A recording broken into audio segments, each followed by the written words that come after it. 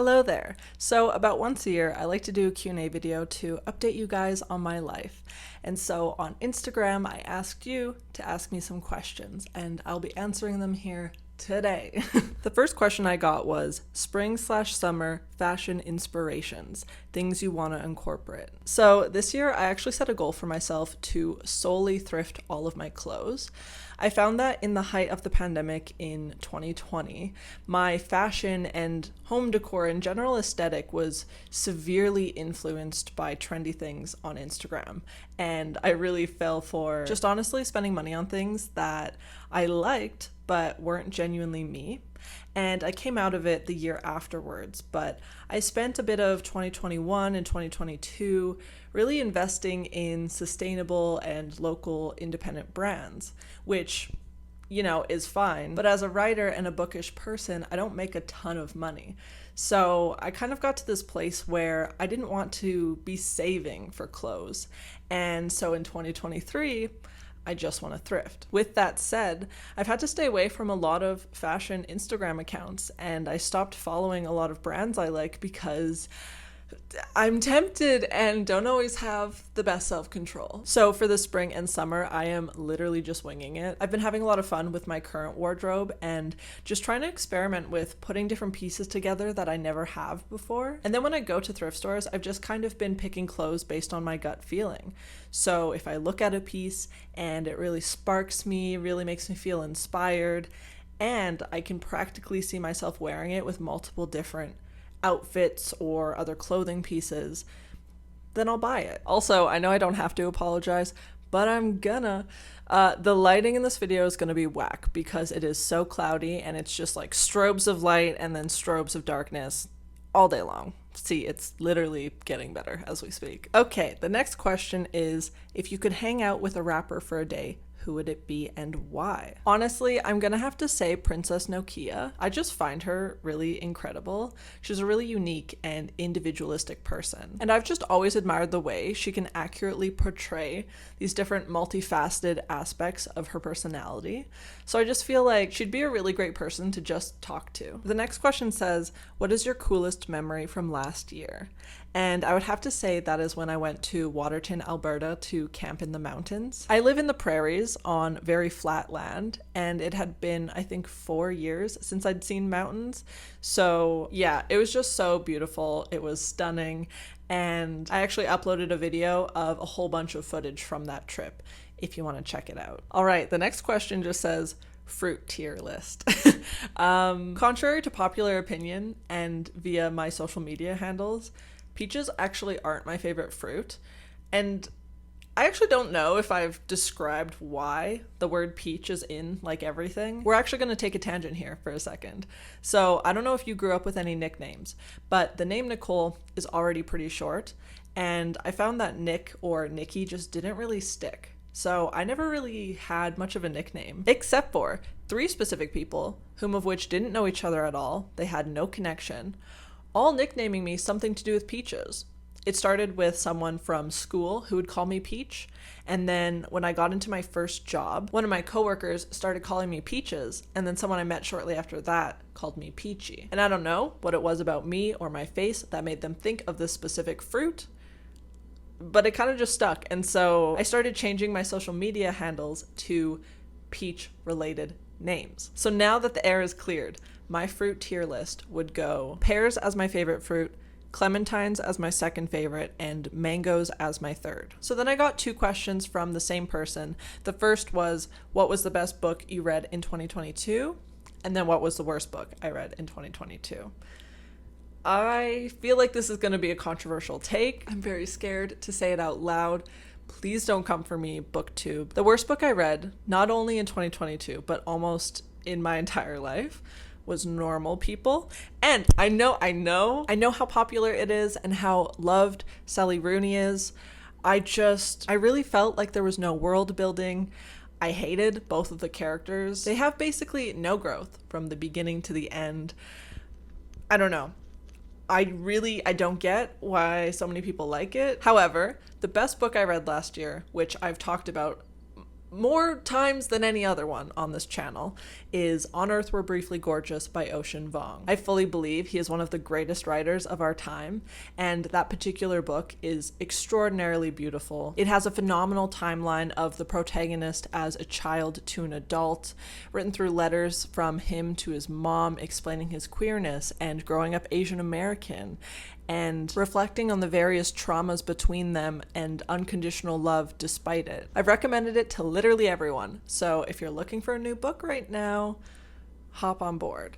I got a question asking, what songs have I been listening to lately? Normally, I listen to a lot of soul music and rap, but I've been finding that in recent times it's been a bit more R&B, a bit more dreamy, alternative. One of those songs I've been absolutely loving is Confessions by Sudan Archives. Also, Airplane by Magdalena Bay. Angel Olsen just came out with an EP, so that's been on repeat. And David, spelled like D4VD, pronounced David. He has some really amazing stuff, and I've been listening to Placebo Effect the most. Strawberry Jam by Water Baby. Oh, and Daniel Caesar came out with an album, so Shot My Baby Down, Cool, and Always. Looped. Yeah, I'd say that's mostly what I'm listening to. So I wanted to take time to answer a few more serious questions. So one of them says, what do you like to do when you feel like life's a mess and everything is out of control? Honestly, when I get to this point, I completely throw my external world into the garbage and only focus on myself for at least 24 hours. So what that'll look like is calling in sick or calling in sad, making sure I have no obligations to clean the house, to hang out with friends, to see family. I make sure there's absolutely nothing I have to do.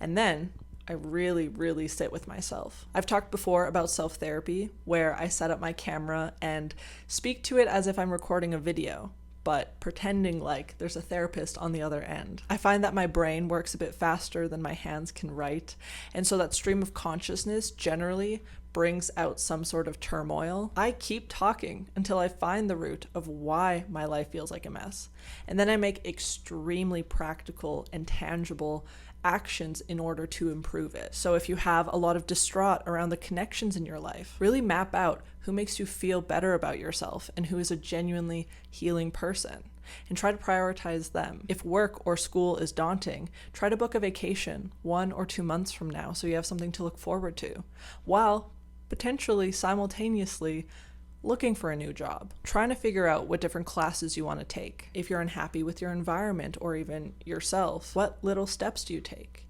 Do you need to clean differently? Get someone to help? Do you need to move?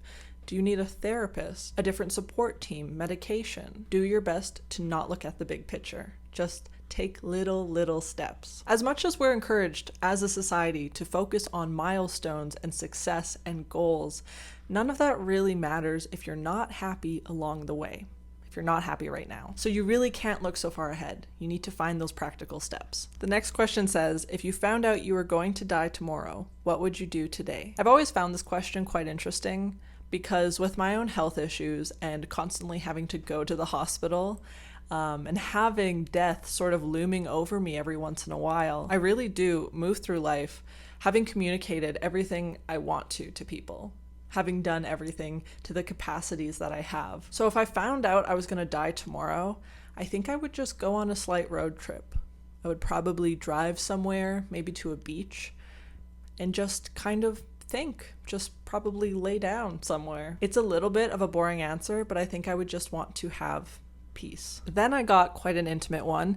It says, what are your 3 favorite and 3 least favorite things about yourself? Starting with my favorite things about myself, I would say my non-judgment and compassion for people. It honestly blows my mind sometimes, the type of shit people tell me, like strangers, family members, friends. I think a lot of people can sense that I truly am not going to judge them and that I do like listening. And so I very frequently, like at least once a month, have the whole I've never told anyone this before sorts of conversations. And it does really make me happy. I want to be that kind of person for people. My second favorite thing would probably be my creativity. I genuinely feel like an endless well of ideas. Or if you can think about how clowns have that handkerchief that they just keep pulling and pulling and pulling. That's my brain with ideas. It's very helpful and quite entertaining. And then my third favorite thing is probably that I'm a passionate person. If I'm really interested in pursuing or involving myself in something, I do it with my full chest, my full heart. I'm very excitable and I love to really get my hands into things. So I've always found that that's made me a good worker, a good partner, a good friend. Interestingly though, I would say my 3 least favorite things about myself are kind of the counterpoints to all of my favorite things. And before I tell you, I just want to preface that I'm aware of these traits and I am consciously working on them all the time, and they are significantly better than my teenage years. The first one is that I'm quite obsessive by nature, which goes hand in hand with the passion, but I'm talking specifically with love interests. If I have a crush or I'm dating someone, they are always on my mind, and I am considering them for everything, even if I don't need to. And like more than once, I've spent time on my phone just looking at the person I'm interested in. I'm better now, okay? I genuinely do check myself when I get to that point, but I'm just like a simp by nature. My second least favorite thing, which I think is quite typical of any kind of artist, is being a perfectionist. I have, and sometimes still do, completely exhaust myself trying to fine-tune my writing or my videos. Have definitely lost sleep over them, which isn't good. So that's why it's a least favorite. I would say other than that, I sometimes take things personally, and not in a way where I project it onto other people. It's just when things happen to me or things are said to me that I know objectively have no reason to hurt my feelings, they still do sometimes. The simplest example I can think of is when I'm really excited to go out and do something, and then I invite someone and they're just like, nah, I'm gonna chill at home today. Obviously, there's no reason for me to have an emotional reaction about that, but every once in a while I do. Okay, my phone is at 10%, so I'm gonna rapid fire these questions. This one says, next tattoo project, love your style.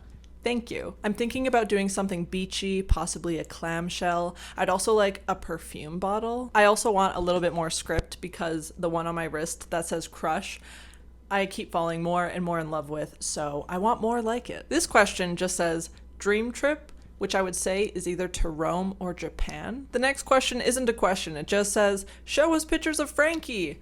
Boom, boom, boom, boom.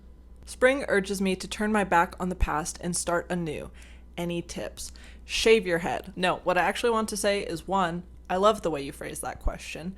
2, when the weather starts getting nicer, I usually just take some time to reflect on the winter, how I felt, what I did or didn't do, and then just figure out if there's anything I want to change. It can be as simple as updating your wardrobe, as intense as trying to work on a piece of yourself. For me, I'm always trying to move towards a place where I am happier every year, where I feel more inner peace. And so I usually try to approach spring and summer through that lens, and generally kind of involves going out in nature and spending more time outside. I'm sorry to rush the end here, but I hope you liked this Q&A. I had a lot of fun. Keep an eye out for the next one on my Instagram, but while we're here, make sure to like, comment, and subscribe if you already haven't. I post new videos every 2 weeks, so I'll see you at the next one. Bye!